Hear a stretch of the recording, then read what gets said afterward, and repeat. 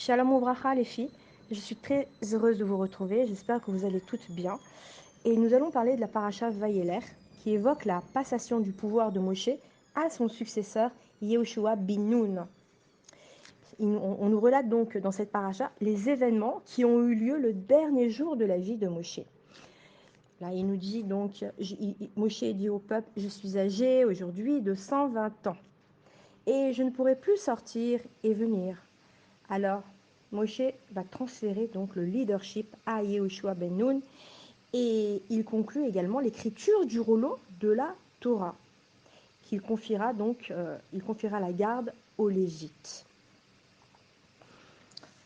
Donc ici, Moshe Rabbeinu rappelle à tout Israël, donc, il dit aux yeux de tout Israël, sois fort et sois ferme, car toi, tu viendras avec ce peuple-ci vers le pays qu'a juré Hachem à leur père de leur donner, et toi tu leur feras hériter. Alors ici, on se pose la question, comment Yehoshua ben Nun, un homme d'une tellement grande simplicité, a mérité d'être le successeur de Moshe Rabbeinu, alors qu'à première vue, il ne présentait pas les qualités du leader idéal.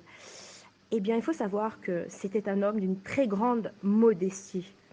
Il était effacé, il restait toujours dans l'ombre et le sillage de Moshe Rabbeinu.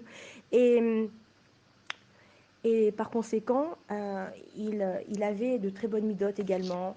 Il s'occupait de la Beth Knesset également. Il lavait le sol, donc de la maison d'études de Moshe. Il rangeait également tous les sifrei Torah, les livres, scrupuleusement à leur place.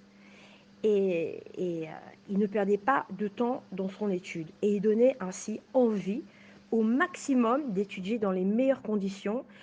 Et c'est ainsi donc que, grâce à ce comportement, eh bien, Yehoshua ben Nun, eh bien, il a mérité justement d'être le successeur. Par ailleurs, il faut savoir qu'il a été un candidat idéal parce qu'il a montré tous les instants de sa vie qu'il recherchait la gloire d'Akadosh Baruch Hu. D'accord? Et il ne l'a pas fait pour son propre honneur. Donc, de cette façon, on peut dire également que Yehoshua ben Nun est resté non seulement fidèle à Moshe Rabbeinu, parce que en fait, il ne bougeait pas de sa tente, il attendait, il étudiait en attendant le retour de son maître. Et, lorsque le reste du peuple s'est perverti à travers la faute du Hegel, du veau d'or, eh bien, il n'y a pas participé non plus. Il était resté à attendre son maître en bas de la montagne. Il ne quittait pas du tout son maître, Moshe Rabbeinu.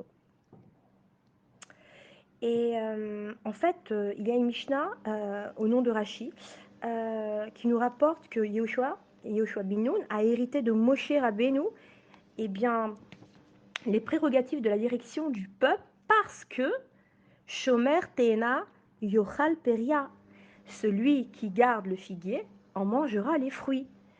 Donc là, on voit, il avait beau laver le parterre de la Beth Knesset, de la maison d'études, il rangeait les livres, c'était un homme d'une grande modestie.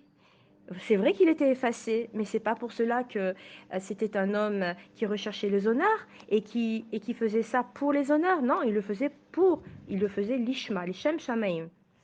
Donc ici, eh bien, comme on dit, il a bien gardé le figuier et donc il en a mangé les fruits et il a été nommé leader. Et pourquoi fait-on en fait allusion ici à un figuier pour décrire la Torah? On aurait dû la comparer à un dattier, en allusion à sa grande douceur, parce que la Torah, on la compare non seulement à l'eau, d'accord, la boisson de nos enfants, et Maïm, et aussi à sa grande douceur. Je dis toujours, la Torah, c'est comme un gros pot de miel. Et oui, eh bien, en fait,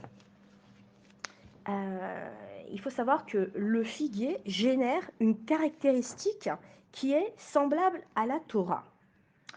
Et en fait, elle est exemptée de la mitzvah de Péa. De Péa, c'est laisser le coin du champ ou de l'arbre aux pauvres. Pourquoi?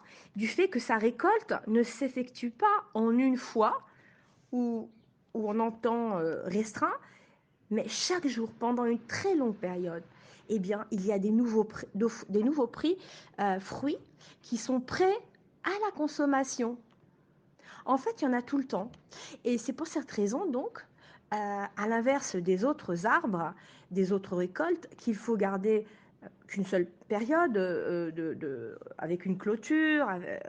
Il faut garder une période des voleurs, une période des animaux, pour que personne ne vienne en voler.